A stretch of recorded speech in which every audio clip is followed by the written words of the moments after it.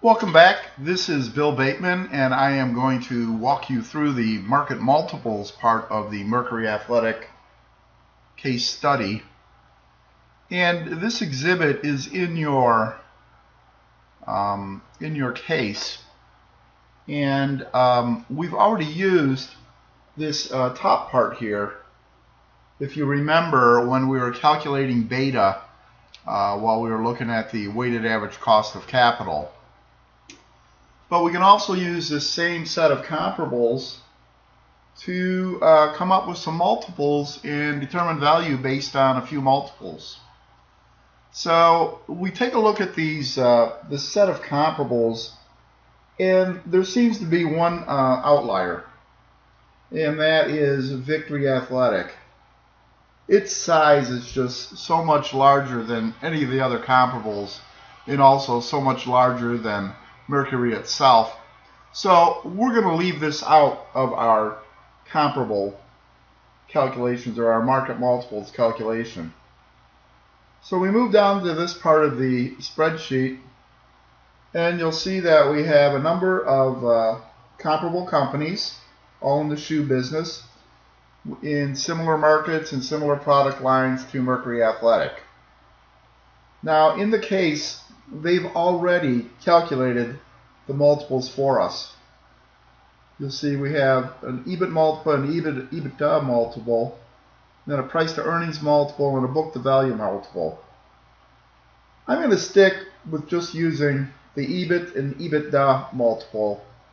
Price to earnings we could use. Book to value, I don't see a whole lot of use in the book to value. So we're going to concentrate on these two multiples.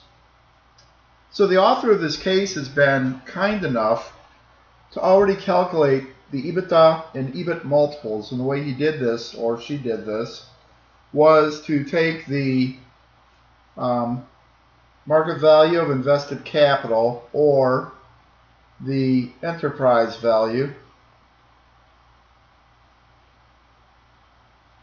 and then that would be our numerator, and the denominator would either be EBIT or EBITDA.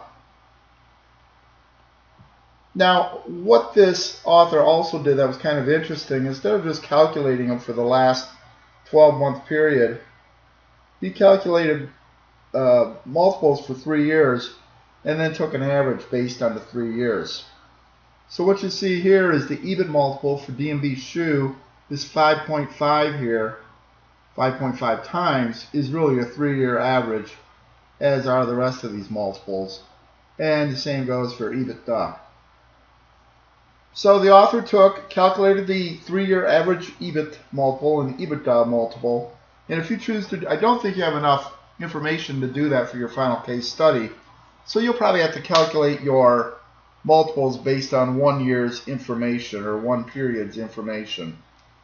But because the author had more information, he did a 3-year average, and there's nothing wrong with that. It's just not always available. And then, as you can see from the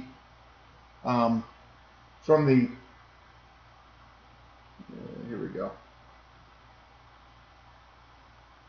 The average up here from the formula bar at the top here, he used a straight average to figure out the multiples for both EBIT and again for EBITDA. You can see that the straight average is on the formula bar at the top. So his formulas came out to, or his multiples came out to 9 times EBIT and 7.7 times EBITDA. And then he took the EBIT for Mercury, multiplied by 9 times, and came up with 387,834.